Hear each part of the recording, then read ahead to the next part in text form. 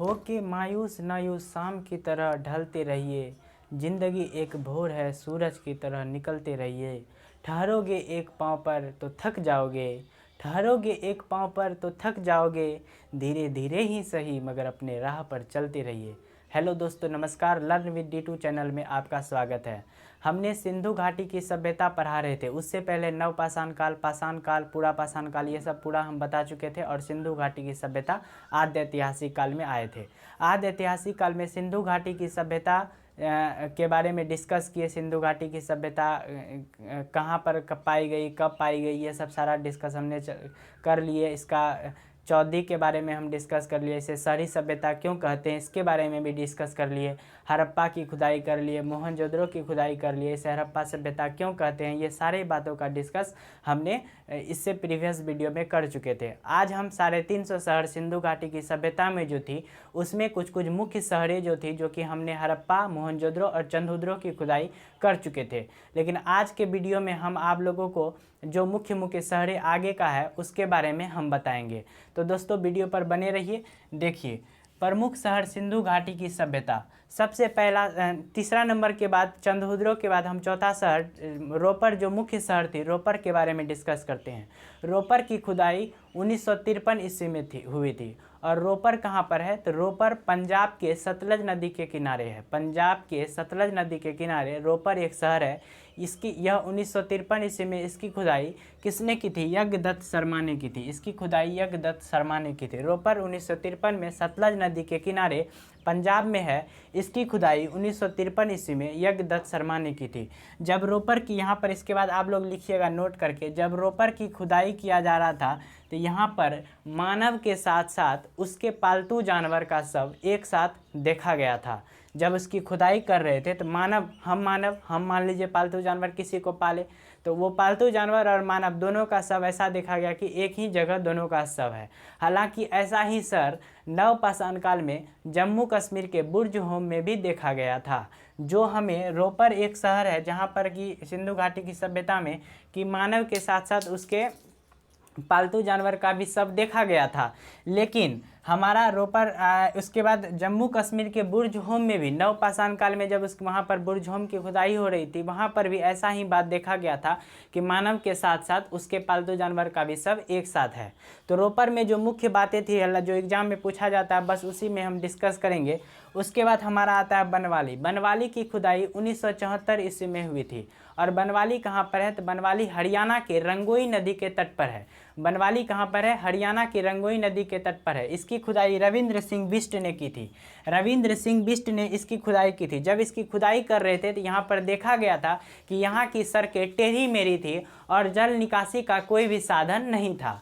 यहाँ की सड़कें टेढ़ी मेढ़ी थी और जल निकासी का कोई भी साधन नहीं था। बनवाली में जो मुख्य बातें थी जो हमको याद रखना है, तो वो 1974 ईस्वी में यह कहाँ है, तो हरियाणा के रंगोई नदी में। इसकी खुदाई किसने की, तो रविंद्र सिंह बिष्ट ने की। बनवाली के बाद हम नेक्स्ट आते हैं कालीबंगा। कालीबंगा एक शहर जो कि राजस्थान में सरस्वती नदी के तट पर है। आप लोग जानते ही होंगे कि सरस्वती नदी को घग्गर नदी भी कहा जाता है। तो घग्गर नदी के तट पर राजस्थान में हमारा कालीबंगा है। इसकी खुदाई बीके थापर तथा बीबी लाल ने की थी। तो इसको याद रखने का, इसकी खुदाई को याद रखने का आप लोग याद रखिएगा कि बीके का बीबी लाल टमाटर, बीके का बीबी लाल टमाटर। तो बीके से बीके थापर और लाल से बीबी लाल, तो बीके का बीबी लाल टमाटर। कालीबंगा की खुदाई एकदम ट्रिक से याद रखना है, बीके का बीबी लाल टमाटर, तो बीके थापर बीबी लाल। तो कालीबंगा की खुदाई किसने की, तो यह कहाँ है, तो राजस्थान के सरस्वती घग्गर नदी के तट पर है। इसकी खुदाई बीके थापर तथा बीबी लाल ने किया था। और कालीबंगा का अर्थ क्या होता है, तो काली मिट्टी का चूड़ी। अब हम बताते हैं कि कालीबंगा की खुदाई जब कर रहे थे तो वहाँ पर क्या क्या मिली थी। अलंकृत ईंट, जो कि ईंट को सजाया हुआ ईंट, एक सुंदर कोई चित्र के आकार से बनाया हुआ, तो उसे अलंकृत ईंट कहा जाता है। और वहाँ पर चूड़ी देखने को मिला था, चूड़ी मिला था। और जोता हुआ खेत मिला था और हल भी मिला था। जोता हुआ खेत और हल, सॉरी यहाँ हल नहीं लिखा गया, तो हल को भी आप लिख लीजिएगा। तो खुदाई में क्या क्या मिला, अलंकृत ईंट, चूड़ी, जोता हुआ खेत तथा हल मिला था। और हवन कुंड भी देखा गया था। कालीबंगा इसकी खुदाई बीके थापर बीबी लाल राजस्थान के सरस्वती नदी के तट पर है। आप लोग को बढ़िया से याद हो गया होगा। वीडियो को प्रीवियस कीजिए, फटाफट एकदम बोलते जाना है, जैसे बोलते चलिए। रोपर 1953 ईस्वी में सतलज नदी कहाँ पर, तो पंजाब में। रोपर की खुदाई जगदत्त शर्मा ने की थी। यहाँ पर मानव के साथ साथ उसके सब का भी एक साथ जो है उसके पालतू जानवर का भी सब एक साथ देखा गया था। ऐसा ही चीज़ कहाँ देखने को मिला था, जम्मू कश्मीर के बुरजोम में। अब हम चलते हैं रोपर के बाद, बनवाली के बाद, कालीबंगा के बाद 7वां नंबर का एक और हम इसी वीडियो में देख लेते हैं कि इसके बाद धौलावीरा। पहले धौलावीरा के बारे में जान लीजिए। धौलावीरा एक विशाल नगर था। कहाँ पर, तो सिंधु घाटी की सभ्यता में धौलावीरा सिंधु घाटी की सभ्यता का सबसे बड़ा स्थल था। सबसे बड़ा स्थल सिंधु घाटी की सभ्यता का धौलावीरा था। सबसे बड़ा शहर की बात नहीं कर रहे हैं, सबसे बड़ा शहर हमारा मोहनजोदड़ो था, लेकिन सबसे बड़ा स्थल आ जाता था वो हमारा धौलावीरा में। धौलावीरा सिंधु घाटी की सभ्यता का सबसे बड़ा स्थल था।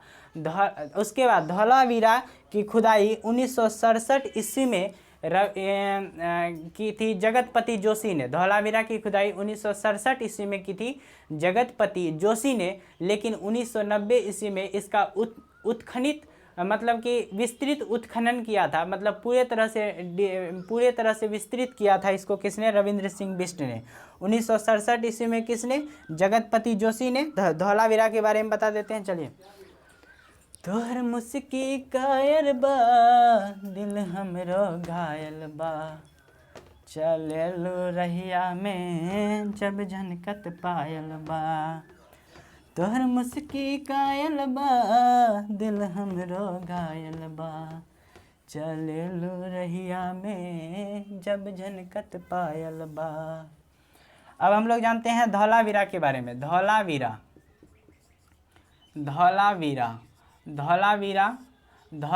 कहाँ पर है, तो धौलावीरा गुजरात में है। धौलावीरा कहाँ पर है, तो धौलावीरा गुजरात में है। और उसके बाद इसकी खुदाई की थी, इसकी खुदाई याद रखिएगा 1967 ईस्वी में इसकी खुदाई की थी जगतपति जोशी ने। 1967 ईस्वी में इसकी खुदाई की थी जगतपति जोशी ने, इसी को बोलता है जेपी जोशी। जगतपति जोशी ने इसकी खुदाई की थी 1967 ईस्वी में, लेकिन इसी खुदाई का विस्तार से किया, मतलब विस्तृत उत्खनन विस्तार से किया किसने, तो 1990 ईस्वी में। 1990 ईस्वी में रविंद्र सिंह बिष्ट ने। रविंद्र सिंह बिष्ट किसका खुदाई किया था, एक बनवाली का भी खुदाई किया था। तो रविंद्र सिंह बिष्ट ने 1990 ईस्वी में विस्तृत उत्खनन किया। अगर आपसे पूछा जाए, बताइए धौलावीरा का विस्तार से किसने खुदाई किया, तो रविंद्र सिंह बिष्ट ने। सबसे पहले खुदाई धौलावीरा की खोज किसने की थी, जगतपति जोशी ने 1967 ईस्वी में, लेकिन विस्तृत उत्खनन किया था 1990 ईस्वी में रविंद्र सिंह बिष्ट ने। धौलावीरा कहाँ है, गुजरात में। यह सिंधु सभ्यता का, लिख लीजिएगा नोट डाउन करके, यह सिंधु सभ्यता का सबसे बड़ा स्थल था। यह सिंधु सभ्यता का सबसे बड़ा स्थल था। यह सिंधु सभ्यता का सबसे बड़ा स्थल था।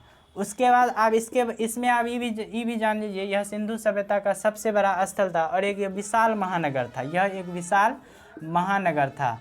धौलावीरा एक विशाल महानगर था। इस प्रकार दोस्तों हमारा सिंधु सभ्यता में से जो हम लोग 6-7 को डिस्कस कर लिए, जो कि मुख्य बातें थी, जो हमें एग्जाम में पूछा जाता है, जो हमें ज़रूरत की बातें हैं। आलतू फालतू इतना बड़ा उससे हमको कोई लेना देना नहीं। तो आप 350 सर है क्या, उससे आप हमको जो चीज़ का ज़रूरत है हम उसी को ना पढ़ेंगे। तो धौलावीरा के बारे में जान गए। अब अगला जो हमारा वीडियो आएगा उसमें आप लोग याद रखिएगा, जो बहुत ही मुख्य शहर है, एक है लोथल और दूसरा रंगपुर। याद रखिएगा, लोथल और रंगपुर, ये दोनों के बारे में हम अगला वीडियो में डिस्कस करेंगे। और उसके बाद सिंधु सभ्यता की मुख्य विशेषताएं जो है, सिंधु सभ्यता की जो विशेषताएं हैं उसके बारे में हम डिस्कस करेंगे। सिंधु सभ्यता में लोथल और रंगपुर शहर की डिस्कस करेंगे। सिंधु सभ्यता की विशेषताएं के बारे में डिस्कस करेंगे। जब इसका डिस्कस किया हुआ हो जाएगा तो इस प्रकार हमारा सिंधु सभ्यता ख़त्म हो जाएगा। जब सिंधु घाटी की सभ्यता हम ख़त्म कर लिए होंगे उसके बाद हम चलेंगे मेसोपोटामिया की सभ्यता में। जब मेसोपोटामिया की सभ्यता में हम पढ़ लेंगे उसके बाद हम चलेंगे ऐतिहासिक काल में। ठीक है दोस्तों, अगर इस तरह से आगे का भी वीडियो हमारा आपको चाहिए और आपको ये वीडियो आपके लिए लग रहा होगा कि नहीं मेरा जो है कुछ ना कुछ हमको हेल्पफुल है, तो हमारे चैनल को लर्न विथ D2 को दोस्तों सब्सक्राइब कर लीजिएगा। कर लो भाई, क्या दिक्कत है, आपको भी हेल्प हमको भी सपोर्ट। थैंक यू दोस्त।